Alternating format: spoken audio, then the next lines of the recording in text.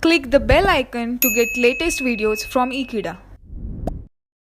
Hello friends, in this video we are going to discuss about the actuators. What is actuator is? Actuator is basically device which convert the electrical signal into physical action.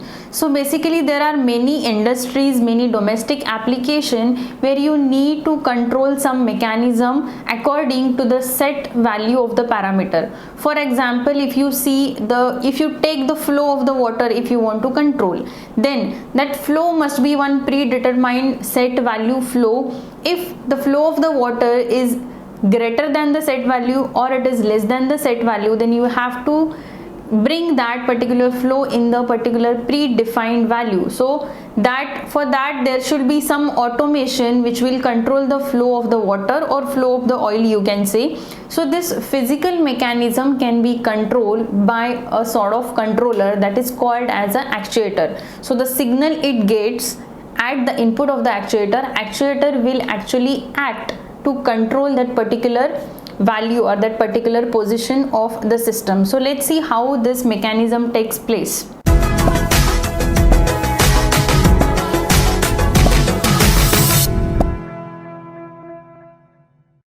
So the function of actuator is to convert the control signal obtained from a controller into physical action. As I said, we have taken the example of a flow. Similarly, we can take the example of a speed. If you want to control the speed of the motor, if there will be always, for every application, the criteria or the characteristics are already predefined. For example, I need to have so and so speed for that particular device. So if the speed is increased than that set value, then you have to bring that speed down to that particular value. If the speed is lesser than that value, then you have to push the speed to the predefined value so that to obtain the output which is required from that particular application. Now there are many applications, there are many industries where the monitoring of such kind of devices is done by the automation, where the human intervention is not allowed. That means human being cannot directly go and they can manually change the speed or they can manually control the flow. So in this case, there must be some controlling machine to perform some action, whether it has to increase the speed or decrease the speed. That has to be done by using some kind of machine. So this machine should come to know what should be done, what action should be taken on that particular device, and this will be decided by the control signal received to that particular controller, and that is called as an actuator. So actuator is a device which receives the control signal. That control signal is nothing but that will be error in the mechanism, whether it is fast, whether it is slow, whether it is large, whether it is small. So depending on what is the error it is getting, that error is called as a control signal, and according to the control signal, action will be taken to control that mechanism through a device which is called as an actuator. Now there are different types of actuator we have. We have electrical actuator, we have a pneumatic actuator, we have a hydraulic actuator. So if you go through the different kind of mechanical mechanism we use in an industry, we have a different kind of mechanism. In some places you have to control the position, you have to maintain some position of the device, whether you have to maintain the displacement, you have to change the displacement. So these are the different types of parameters. You have to measure the depth, you have to measure the flow. So depending on such kind of mechanism, this all types are defined. So we will see one of the type from these three types. Before that, let's understand how this electrical signal will be converted into the action or the physical action by the actuator. So here we have a diagram for the actuator, where you can see there is a process. From process, it is measured by some physical quantity will be measured, which need to be take control on it, where the transducer can be used to measure that particular quantity. We have a controller, we have an actuator, we have a control element. Now here process which is shown, that process can be anything. Let's take the same example we have taken for the flow of a water or flow of a oil, you can say. Now we want to measure the flow of some liquid parameter in an industrial application, in one of the industrial application. So this flow must be at specific predefined value. So that predefined value will be given to the controller, that is nothing but set point. So I need to have xyz set point or xyz speed or xyz flow, and that is to be given to the controller. Now whatever signal it will get, that signal and this set point will be compared at the controller. So now physical quantity, we all know that transducer is a device which measure the physical quantity and it controls that physical quantity into electrical signal.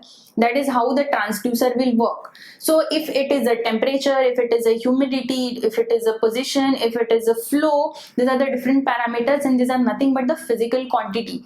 Now to measure this physical quantity, we should have a transducer which will measure those quantities and it will convert into the electrical signal that can be processed to the different kind of processing system, and that is nothing but the controller. So here my transducer is nothing but it will be a sensor which will sense the parameter from the process which is going on, which is to be controlled. So this physical quantity to be measured and that is will be given to the transducer. Here the transducer will convert this physical quantity into electrical signal and this electrical signal will be sent to the controller. Now here at the controller side, we will have the actual value which is measured by the transducer.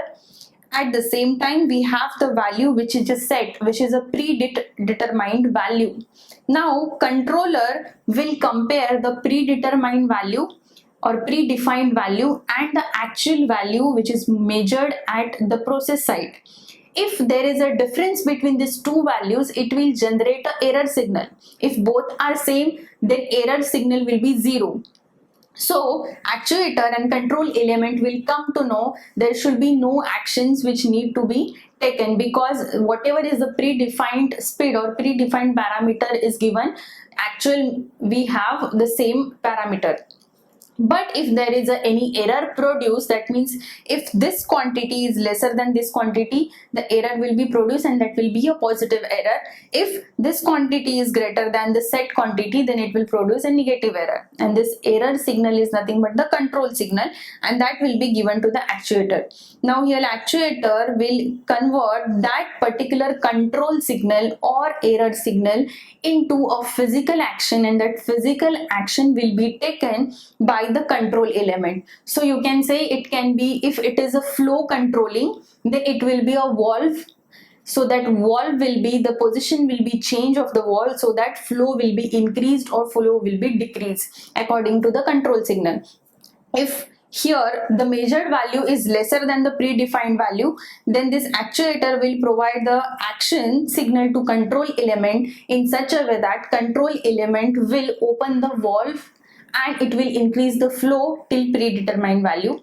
But if it is a greater than the predefined value, valve will be shifted in such a way that flow will be lesser, flow will be controlled, or it will be decreased to the predetermined value. This is how the physical action will be taken over the process by using the actuator. So this is the work of the actuator. So as per the discussion, we can say that actuator will translate the control signal into action. Now we have seen that there are different types. So we have a electrical actuator, we have a pneumatic actuator, we have a hydraulic actuator. Let's take one example from the electrical actuator. So basically electrical actuator is used to measure the position of the device. So to change the position, we can go for an electrical. Similarly, we have an example of a solenoid. Solenoid is a type of electrical actuator which is used for the displacement control. So displacement of the device in a linear manner will be linear manner, that means it will be in a straight line. Whether you want to change the displacement, you want to displace that particular device from one point to another point, this displacement can be changed by using the device called as a solenoid.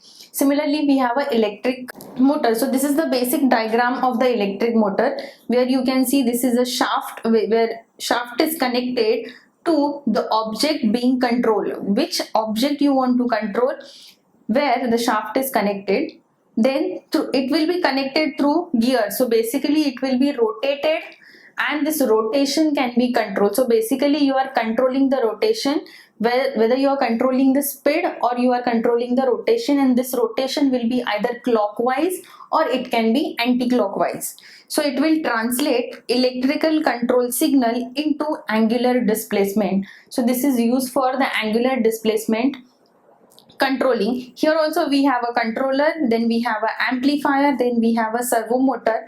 At the output side of the servo motor, there are sensors are connected to check the position or the displacement of that particular object. So these sensors are basically used for the measurement of the position of the device. So the sensor will check the position, they will check the presence of the object, the speed of the object, and the signal which is measured by the sensors will be given as a feedback through the position transducer. This position transducer will give the signal that will consist of the actual position of the object which is to be controlled.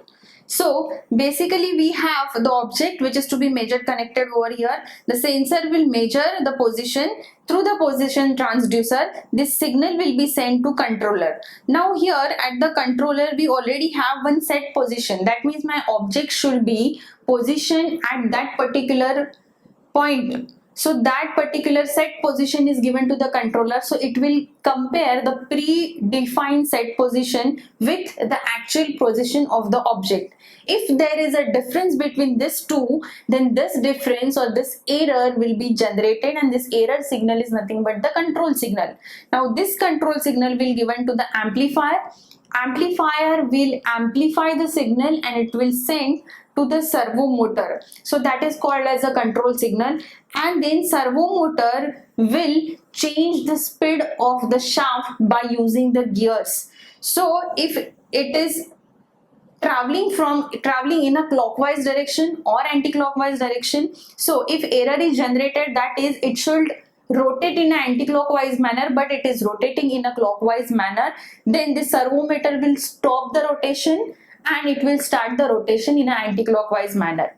But if it is given that it is traveling in a clockwise manner and the speed is lesser, then it will increase the speed of the rotation. So this is how the physical actions will be taken by the servo motor through the measurement of the actual position and the set position. So this is how the angular displacement can be vary, whether the rotation you require that is in a clockwise manner or anti-clockwise manner. So in between you can stop the process of the clockwise rotation and you can rotate it in an anti-clockwise manner and vice versa. So this is how this actuator will work. I hope you have understood the concept of actuator, the working principle of actuator, and the type of actuator we have.